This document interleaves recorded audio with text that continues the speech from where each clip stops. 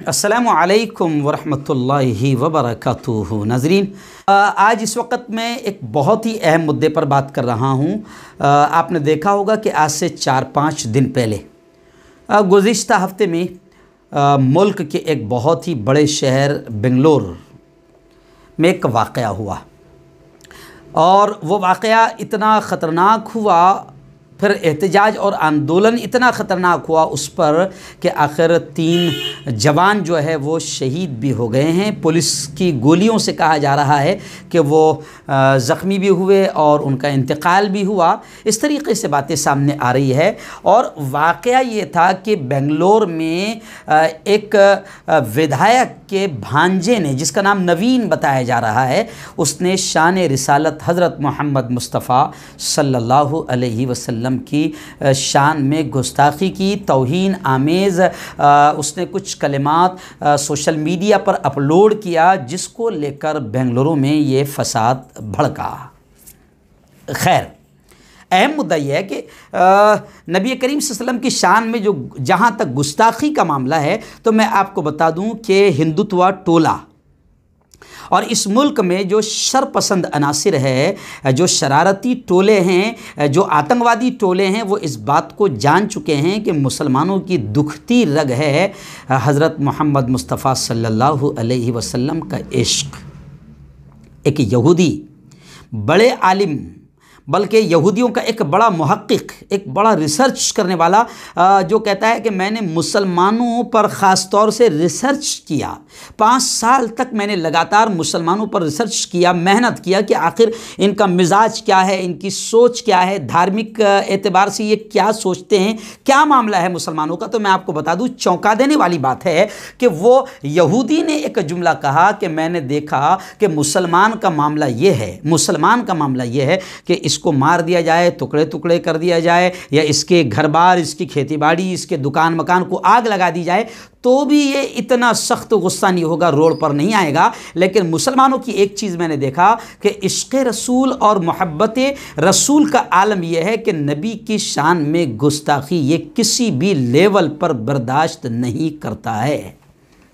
बस ये जुमला मैं आपको इसलिए कह रहा हूँ कि इस मुल्क के जो आतंकवादी टोले हैं, जो मुल्क में अमन व अमान को ख़राब करना चाहते हैं, शांति को ख़त्म करना चाहते हैं, वो जान चुके हैं कि मुसलमान इश्क़ रसूल में इतना डूबा है कि नमाज नहीं पढ़ता, दाढ़ी नहीं रखता, सुन्नतों पर अमल नहीं करता, लेकिन नबी की शान में गुस्ताखी किसी भी हाल में बर्दाश्त नहीं करेगा। और बिल्कुल हम भी यही मानते हैं कि नबी की शान में गुस्ताखी हम रत्ती बराबर बर्दाश्त नहीं करेंगे। हमारी धज्जियाँ उड़ा दो, हमारे मर्डर हो जा रहे हैं, लेकिन पूरा मुल्क आप देख रहे हैं कि इस पर कोई नहीं उठता है, लेकिन शान रिसालत में गुस्ताखी माफ़ नहीं की जाएगी। और यही चीज़ समझिए कि आतंकवादी टोले ने महसूस कर लिया है। और जब भी उसको मुसलमानों को सताना होता है, या वर्गलाना होता है, या रोड पर लाना होता है, या फंसाना होता है, तो वो ये तरीका इख्तियार करता है। बल्कि कुछ लोग तो ऐसे भी हैं जो सस्ती शोहरत हासिल करने के लिए ऐसी घटिया हरकत करते हैं कि इस्लाम, कुरान, मुसलमान, नबी मोहम्मद मुस्तफ़ा सल्लल्लाहु अलैहि वसल्लम की शान में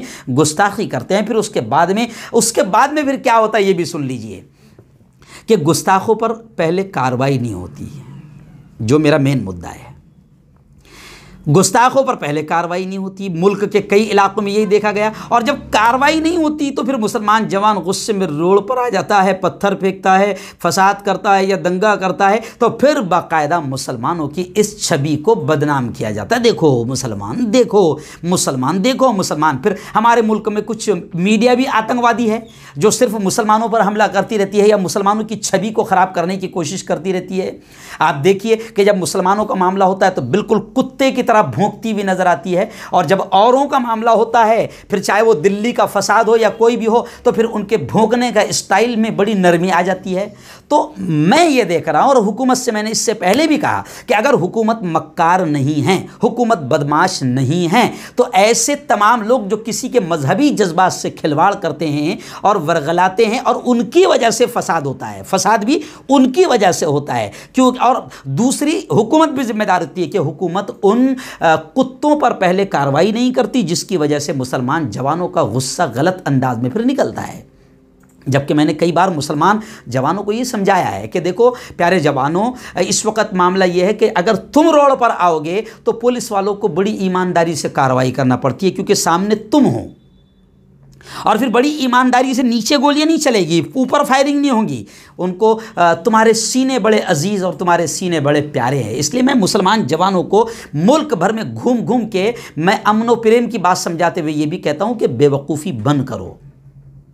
पत्थर फेंक कर गोलियां खाना ये बेवकूफ़ी है, लेकिन मक्कारी हुकूमत की है, बल्कि गद्दारी हुकूमत की है कि ऐसे कुत्तों पर जब हुकूमत कार्रवाई नहीं करती, पुलिस इंतज़ामिया नहीं करती, तो फिर हमारे इसमें भी तो जवान ऐसे हैं जो जज्बाती है, वो रोड पर आते हैं, दंगा और फसाद होता है।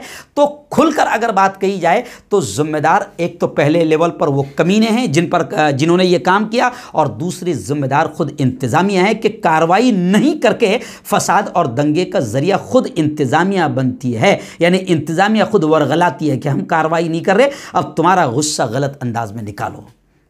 तो खैर बेंगलोर में जो भी हुआ, नबी करीम सल्लल्लाहु अलैहि वसल्लम की शान में गुस्ताखी जो हुई है, बिल्कुल हम इस बात को मानते हैं कि हम किसी भी, और ऐलान भी करते हैं हुकूमत को कि देखो अगर तुम मक्कार और गद्दार नहीं हो तो जो भी ये मामला करता है गुस्ताखी का, उस पर फ़ौरन कार्रवाई करो। अगर तुम मक्कार और गद्दार नहीं हो और मुल्कों को बचाना चाहते हो तो, लेकिन वाक़यात बता रहे हैं कि आपकी मक्कारी और आपकी मुजरिमाना खामोशी भी इसमें ज़िम्मेदार है, क्योंकि आप मुजरिम बनकर खामोश रहते हैं और आप यूँ समझिए कि शरारती टोले और आतंकवादी टोले को मौका देते हैं, आप उनको बचाने की कोशिशें और सबील करते हैं। फिर मुसलमान जवान गुस्से में रोड पर आता है, फिर आप मुसलमान को फसादी दिखाने के लिए आपको भी और आतंकवादी मीडिया को भी दिखाने का, फसादी मुसलमानों को दिखाने का मौका मिल जाता है।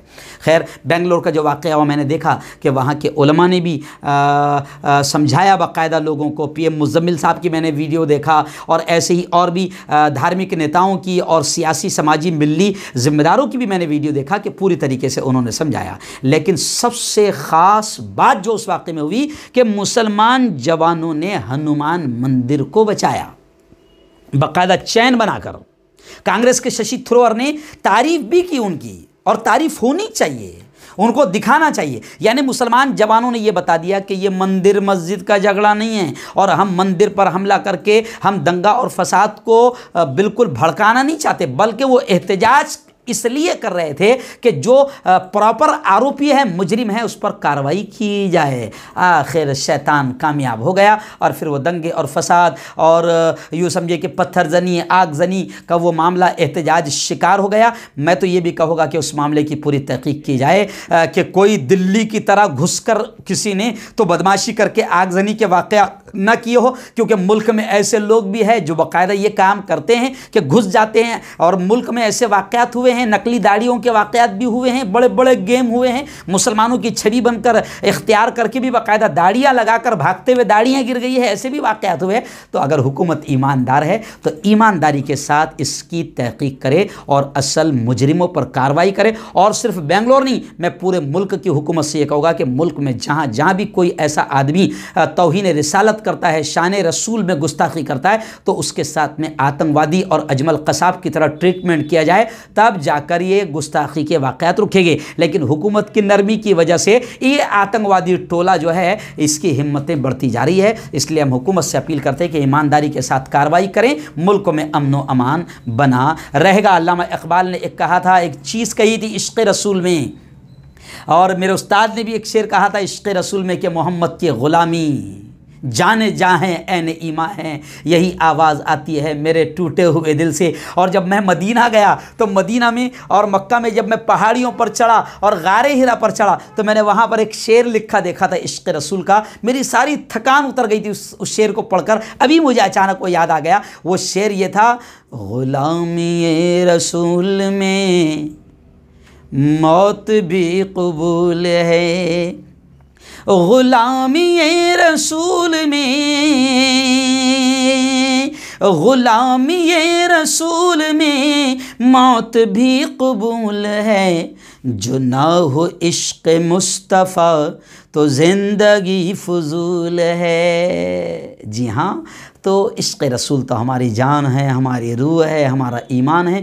हम हर चीज़ बर्दाश्त कर सकते हैं, लेकिन शान रिसालत में तौहीन और गुस्ताखी किसी भी लेवल पर बर्दाश्त नहीं कर सकते। तो मैं हिंदुत्ववादी टोला हमारी इस कमज़ोरी का फ़ायदा उठा रहा है, लेकिन हुकूमत भी खामोश मुजरिम बन के गोया के जुर्म में शामिल है। इसलिए हम हुकूमत से कहते हैं कि आप अपनी मक्कारी छोड़कर वफादारी दिखाएं मुल्क के साथ, और ऐसे आतंकवादियों पर जो नबी की शान में गुस्ताखी कर रहे हैं इन पर कड़ी कार्रवाई करें, तो इंशाअल्लाह मुल्क में अमन व अमान बना रहेगा। अगर हमारे वीडियोस आपको पसंद आ रहे हो तो लाइक, कमेंट और शेयर करें, और मजीद नई वीडियोस के लिए हमारे चैनल दावत मीडिया को सब्सक्राइब करें और बेल आइकन पर क्लिक करें।